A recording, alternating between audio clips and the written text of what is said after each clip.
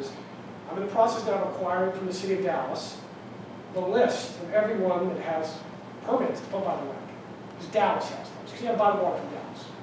The other option would be, we as the city, in our CSI, CSI, say anybody's pumping out of the lake, you have to have a CSI inspection every 3 years.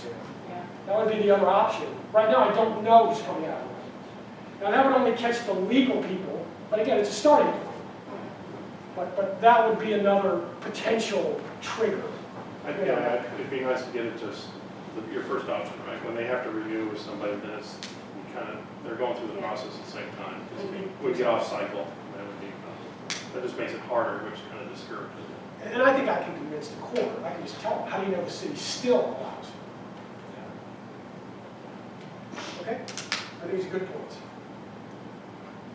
Do I have a motion? I think the other line items in here, these are just items that we never touched this ordinance when we did the fee ordinance, so we needed to pull a few things out so we get it under our consolidated fee ordinance.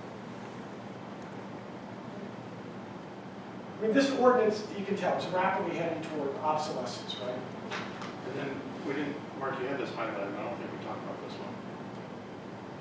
That was dealing, so the original way that the thing was written for the deposit was if you were overdue more than your deposit, it would shut you off. Well, if you're late one payment, you're overdue a lot of people more than it sounded great when the water bills were $50, but you know, we have people that get $1,600 water bills here, you know, with a $200 deposit. So, you know, I mean, what am I going to do, go shut them off? Well, you know, it didn't make any sense. So I just highlighted to say the deposit was messed up.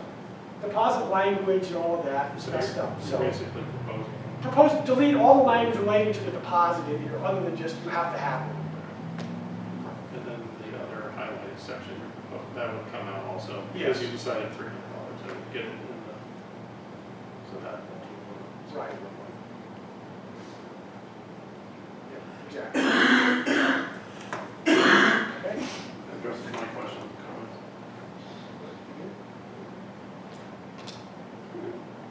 All right. Are you good enough to make a motion? Sure, I make a motion that we approve the changes discussed and noted in the draft for the water and wastewater ordinance. All right, I have a motion. Do I have a second? So we have seconds. All those in favor? All right, next up, right on cue is our consolidated fee ordinance. Mr. Michelle. All right.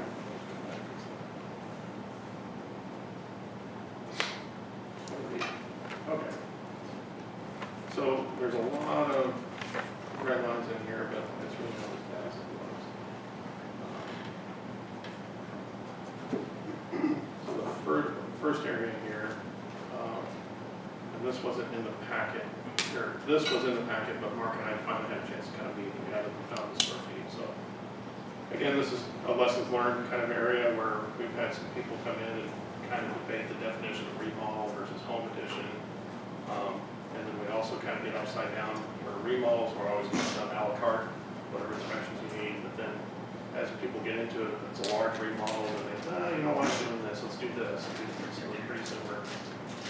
It gets from a housekeeper or house bookkeeping side of things, what inspections were done and what needs to be done.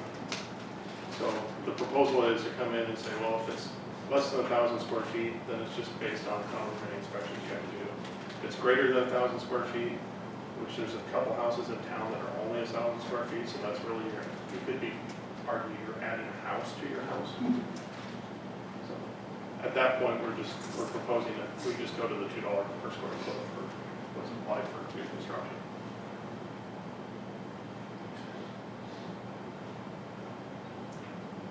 The pool and spa, I think Linda caught this. This was actually a typo. It was originally 75, but it's actually 150. That's correct, a typo. In pool enclosures, the reason is there's actually multiple inspections. Just a fence.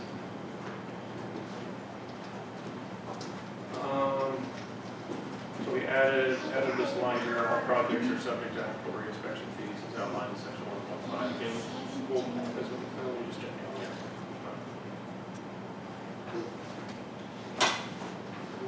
So this was another area that kind of got confusing. Instead of each, just added the word inspection here. There's a few cases where it was a little confusing on what actually needed to be charged. Just the language thing. The numbers are all the same. Back up to where we were here. This water heater replacement, this was a couple of councils ago, and we had never made it in. We talked about it and agreed to it as a council, but then we never documented it. This was an area that we'd see on bulk trash day. We'd see a lot of water heaters out, and then kind of do an audit and say, well, we see more water heaters in the trash than we have done water heater permits. Water heaters can be potentially pretty dangerous if not installed right.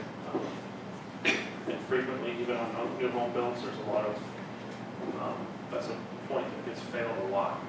And so what we're trying to do is encourage water heater replacement, just make the permit $25.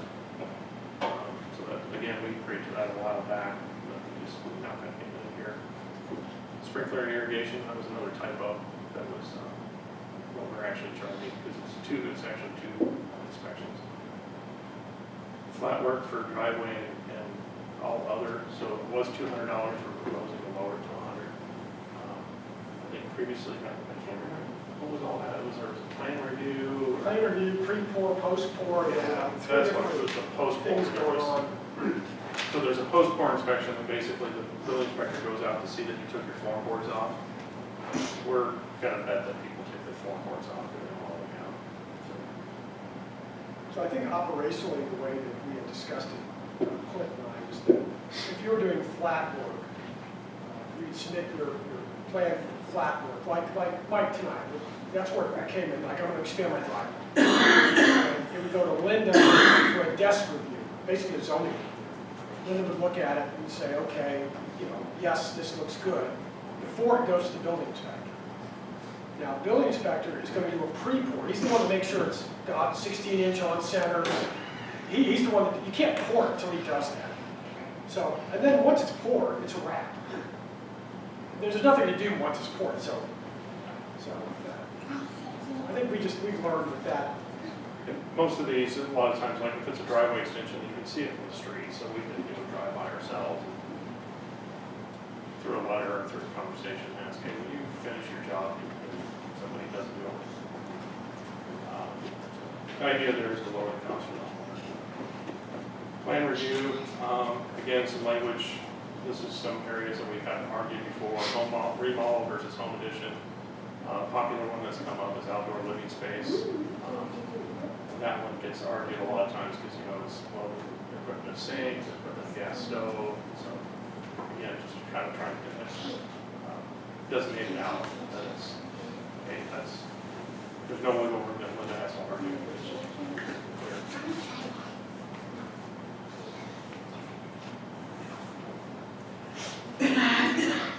Contractor registration, for years the plumbing lobbyists have had zero for, and then I think in this last Texas legislation, they all got slashed with electrician, I think.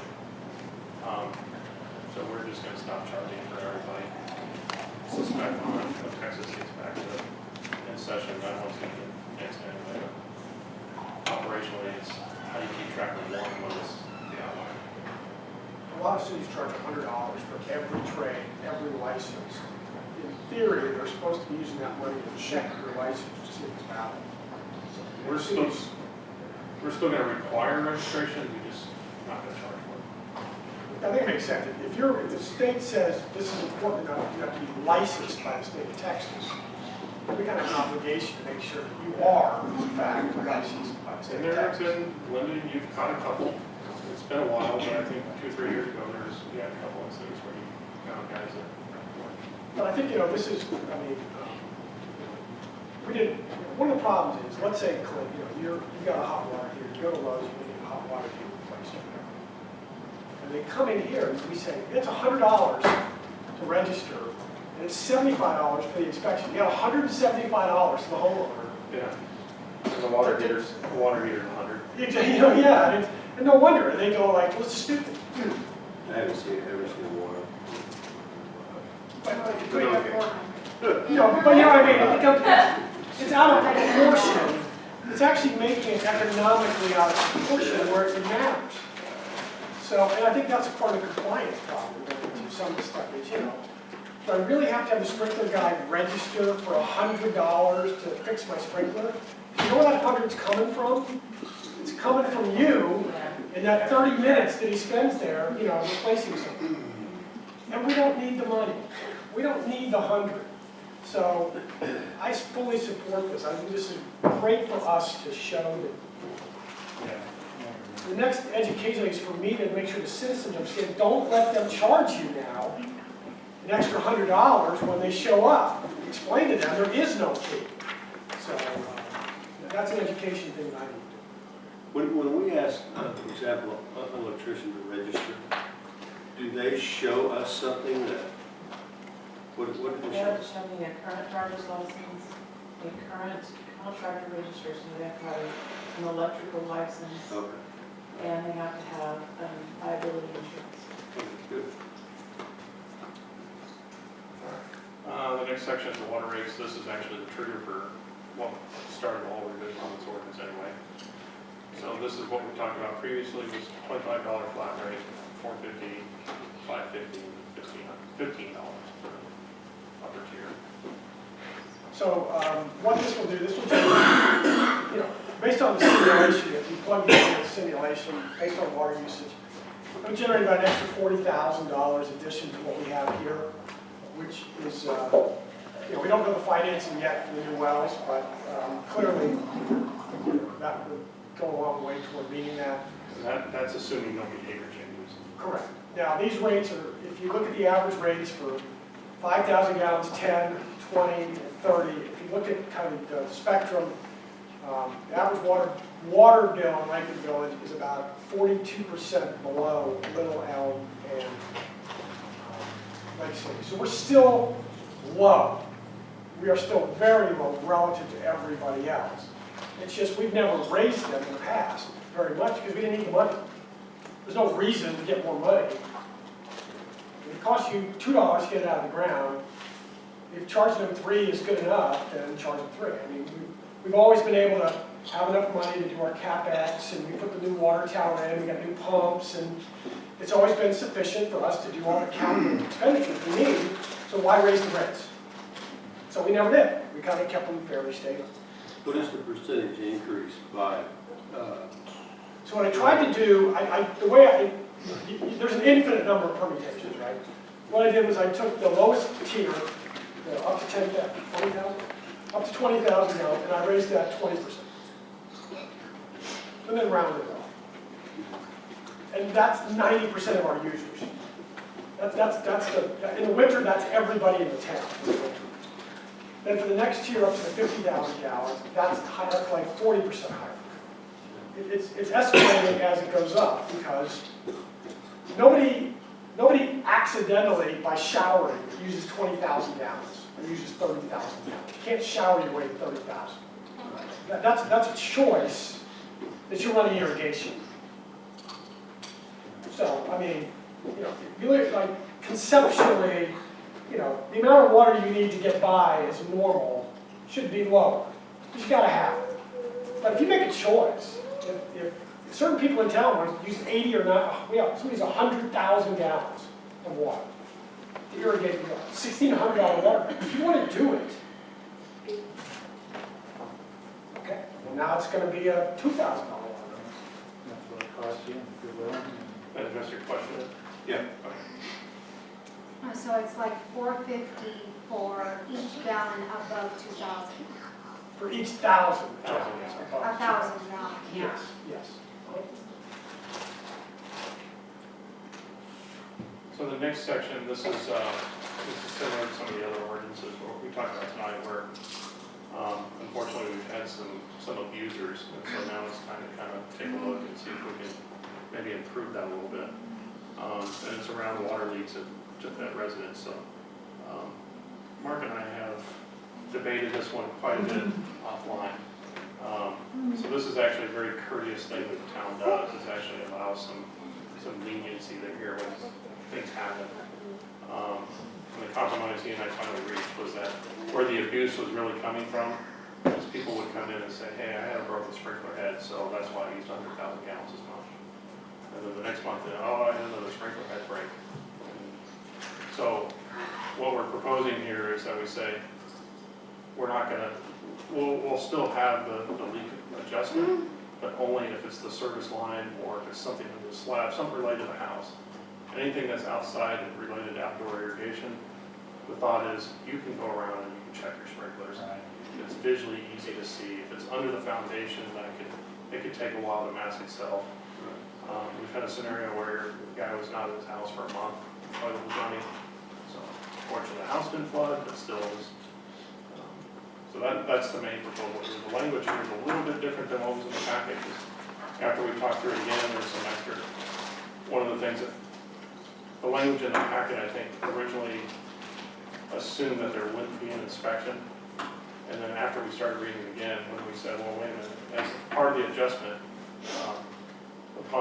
before we make the adjustment, you have to have an approved plumbing inspection of the repairs by the building inspector. So at that point, some of the other language added that kind of became redundant. So this is what we're showing here is what we're proposing. And it was basically the additional link was around saying, hey, you may still have to have a permit. And so after talking to Steve, we're kind of, there isn't really any scenario that any service line to the house, anything under the foundation, you have to, short of just a broken valve, that most everything is going to require an inspection. Right, and that was something that was important, is checking with Steve to Yes. say, if we restrict it to only a service line, if that breaks, does it need to be inspected? The answer is yes. It must be inspected. That is the law. So the law requires you to do it anyway. All we're doing is kind of layering on that to say, if you want a leak adjustment, you got to do it anyway. Now we're going to make sure if you don't do it, you ain't getting a leak adjustment.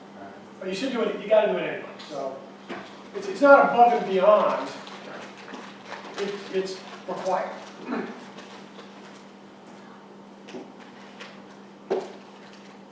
And I can tell you, historically, we had very few leak adjustments, but they were the traditional ones. I've had one. We had the big freeze years ago in the Super Bowl. The hose bib on the back of my house, you know, the line in the wall actually broke. And I dumped, 50,000 gallons of water in my backyard out in the lake because the hose bib broke on the back patio. It was in the wall. That was the traditional leaks that we've had. You put cover over it? No, it was in the wall. It was a problem, one that's. No, it broke inside the wall. In the All right, we're not going to talk about it. Let's roll on. Oh, gosh. It's 9:30. As going through this, we found a typo. North Texas, it's computed monthly now anyway. I believe, I'll go through it real quick. I think that's the one that changes in this one. So paragraph changes got updated. Actually, this didn't make it happen either. This was just a clarification. Previously, it was meter set fee, and so we've had some confusion. So we said it's meter and meter installation. Now, Clint, you and I talked offline about that. So it turns out for us, that $290 is the correct number for the meter and the meter installation for a new house, if it's a 3/4 inch meter. Yeah. If it's a 1-inch meter, the meter costs $100 more. The meter actually costs $170 for a meter. So we leave it at $390, but that means anybody with a 1-inch meter will lose $100, over $100. I think what I'd like to do, since we talked about that, right, it's kind of like change. We know the garbage rates are going to come in here and change. Okay. So we're going to touch it in a couple months anyway, if not next month. Okay. So I think You know what I believe, delineating it? I think what we do is we'll probably come back and propose it's conditional if it's this size. Okay, one okay, meter. yeah. So rather than kind of cram it in, we know in a couple months we're going to touch it. Good idea. Yeah. That should be it. And let me, We'll discuss the pool permits. no, I think we'll bring that back. We did discuss it offline, but not for tonight. We kind of went through that, and I think that's going to probably be a task for summer to, let's go look at what's in that, just a little research project. Let me kind of wrap this up a little bit by saying that Clint and I talked quite a bit about this, but Clint is the one that really, Clint's the one that has put this together, obviously, and done a lot of work on, the consolidated, if you get everything in one place. But this is an unusual ordinance in that we're gonna keep amending this. It's not like a normal ordinance where it'll go years before we touch it. This has got basically any fee anywhere in the entire town is gonna be in here. So it's not unusual, we're gonna be coming back to this as things change. In fact, we should be doing it as we, reevaluate fees and decide, like what we're trying to do. So, Clint's done a lot of the work, but we're going, so don't be afraid, like, oh, we gotta get it in, and then it's gonna go on the shelf for 2 years. It's gonna come back numerous times, because that's what the nature of a consolidated fee ordinance is. Yeah, previously it was, you have to track through ordinances, figure out what it was, so that was, again, what Mark's saying, this is, if it shows up every month, and all it's gonna reduce it, but it's not a big deal. So Mark, the first time that you brought up raising the water rates, I don't recall it being as much as it's reflecting here. If I'm not mistaken, the first tier was like maybe 30 cents, it was gonna go up to $4. Sounds about right. Sounds about right. Yeah, I was Then- rounding off. I think the next one might have been 450 maybe. I think the next one was, I think 5. 5, yeah. And then I think the third tier was 15, if I'm not mistaken. I think so. So what prompted to go back and add more on the first and second tier? What I tried to do was, I started talking with the engineers, trying to figure out, okay, let's start looking at the well situation. Now, in the impact fees, they have a cost for the well at like, and I don't know the exact, but it's very high. So let's say 1.5 million. That's for a Trinity well, and that's not what we're going to put in. Okay, because that's their estimate of what it would be to put. We're putting in a Paluxy and probably a Woodbine. And I talked to the engineers, we're probably going to put in 2 wells, side by side, in 2 different aquifers. It's much more efficient to put them in when you're there. Have the drilling rig move 20 feet to the right, drill another well. That's one of the parameters we're looking at. So in talking with him, we started looking at, like, what's a better number for this, trying to get at. And I still don't have very good numbers. But then I talked to our financial advisors to say, give me financing options. And the problem was that their financing options they were steering me toward are short. They're short windows. Not a 20-year, not a 10-year, like a 7-year note. That's what they're recommending, that's the sweet spot right now, is the 7-year. And I want to go, I'll bring it later. That caused a whole new calculation to go back and say, oh, this is a different animal now if we're going to do this. So I went back and started looking at the numbers to say, okay,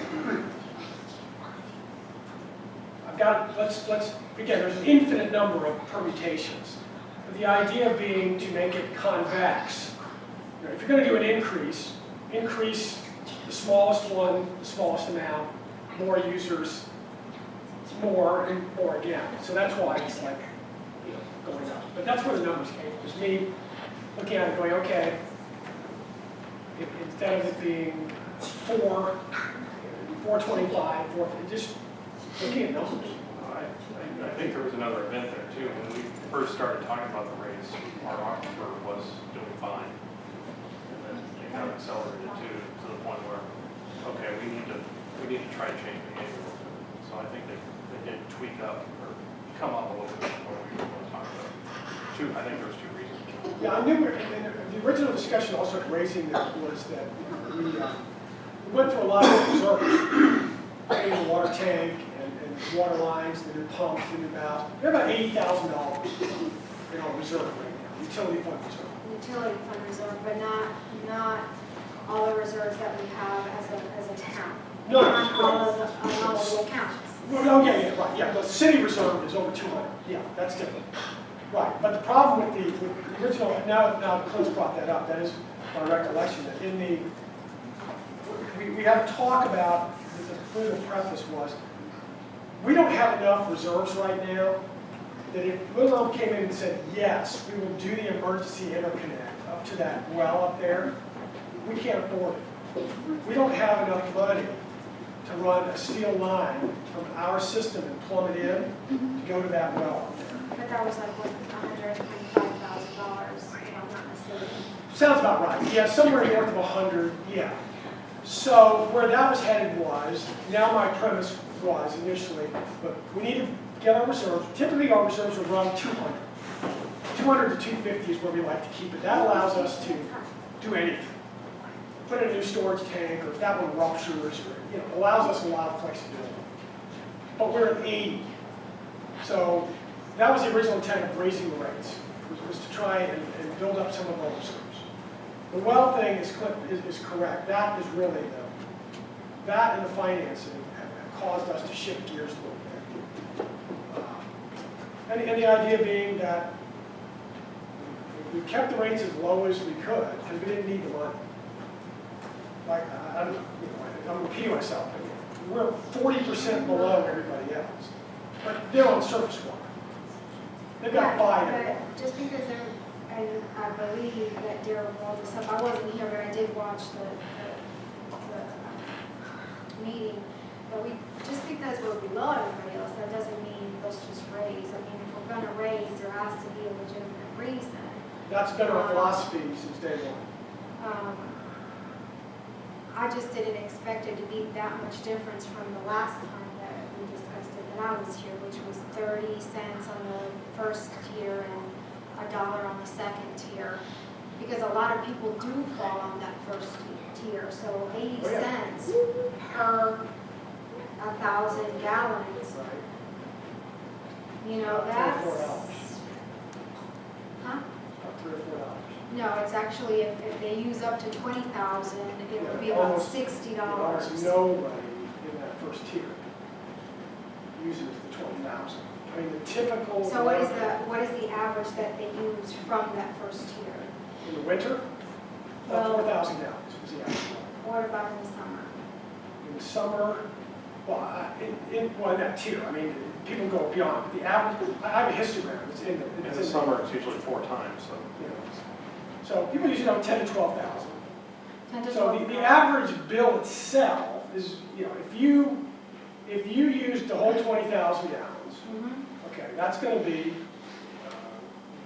$11, $10. It was $112 if they will use up 20,000. It would be $12 more dollars. Well, if you use 20,000, $112. That's what I came up with. no, but right now, what's the rate right now? As we sit here today, 4? 370. Okay, so Oh, you mean the difference? the difference, yeah, the Okay. difference would be about $20. If you use 20,000 gallons, well, that means your overall utility bill is about 200. Right? We're only talking about water here. It would be 18,000 gallons because the first 2,000s are $25, right? So Okay, so if you use the full 20,000 gallons, okay, that's 66. so, no, but we're looking at the change, Mhm. the total change. If you use the whole 20,000 gallons, 18,000 gallons more, times $1.30, okay, that's $23. So if you use That's the about $17 difference, $15 difference. Okay.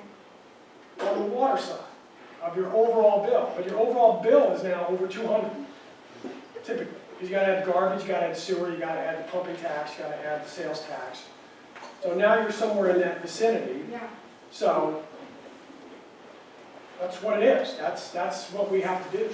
But I don't think that's gonna bankrupt anybody if you say, look, on a $200 utility bill, it's gonna go up $10. That's the nut, that's what we need, that's what we do, we have to put in to get the wells in. That's it. I mean, and it might change until And we then we're get the looking cost at down. how much more on the garbage side that's gonna go up too. Couple bucks. From 17 to like 20. Do we expect anything else? What do you mean? Like, so this is. Sewer, I've already so- yeah, already so this- analyzed the sewer. Uh-huh. the I did a sewer. rate study on that. I think I presented that a couple meetings Taxes ago. get adjusted down. We're right where we need to be on the sewer. It's costing us somewhere in the upper 30s. So we're not raising the sewer fees, it's just, There's a reason for that too, because Ed did a bunch of work on the electricity, so our costs came down, so there isn't a reason to raise it, so. Between Ed's work on the electricity, get the cost down, you know, it's unfortunate that we had the failure, what was the lightning strike on the blower motor? Yes. But Yeah. it turns out we're more efficient on the blower motor, so thanks for the lightning strike. So that's why the sewer doesn't have to move. It's been, there's things we've done to put in place, but Ed's cutting the electric bill down there in half. Save the day on that one. Yeah, I mean, it is, unfortunately, it's a necessity. You know, we have to get the money for these improvements. Yeah, So it'd so be nice if we didn't have to, but you're right, it did get tweaked up since the last meeting you attended, but that's the I reason. think we talked about it last month. Yeah, So yeah, we talked about these numbers last month, but the one that- you missed. I missed that You missed one. it, yeah. This, but that's the rationale behind it. all right. Any other questions about any of the other fees? One last thing, while there was discussion going on, I slipped in the $300 deposit there we talked about. All right, I motion to approve the red line changes in the consolidated fee ordinance. All right, I have a motion to approve the fee ordinance. I'll second. Darrell seconds. All those in favor? Okay. Did we do All it? right, thank you. I don't know whether you here, the deposit went to 3, I don't know, were you here for that? All new customers, do you When take you, deposits? no, I wasn't here. Okay. All right, next up we have, last up we have discussion of zoning. People do accounts. All right, so the last item here deals with the discussion of the zoning ordinance, and it's a discussion only item. I think for purposes of, for my new council members, you know, changing the zoning ordinance is very procedurally oriented. You have to do quite a few procedures because it deals with land use. And we don't change it very frequently. But like the other issues, what we found is that we are granting variances with regularity because when we did the zoning, Clint did the zoning ordinance, this massive zoning ordinance, spent months and months on that. I think we had meetings, I think every week for 2 We months. met twice a month for about 4 months. Twice a month, yeah, I mean, it was massive. But, you know, again, over time, we realized if you're granting the same variance 5 times in a row, Yeah. then our community standards changed and we need to update the ordinance. And so what I did when I wrote this is we did an analysis. I let it pull all the variances we've done in the last couple of years. And to see, we've done like 17, I think, or something like that. It was quite a few that we've done. And, but they're all pretty much the same stuff. They're the encroachment in the setback for the driveway. It's none of the house setback stuff. It's these pool garages, the garages that are on the back line, you know, behind the house where people want to put in their boats. So we've done all of those, and we've kind of adopted that standard, you know, that you're 100 feet off the street and you're way back there, and then front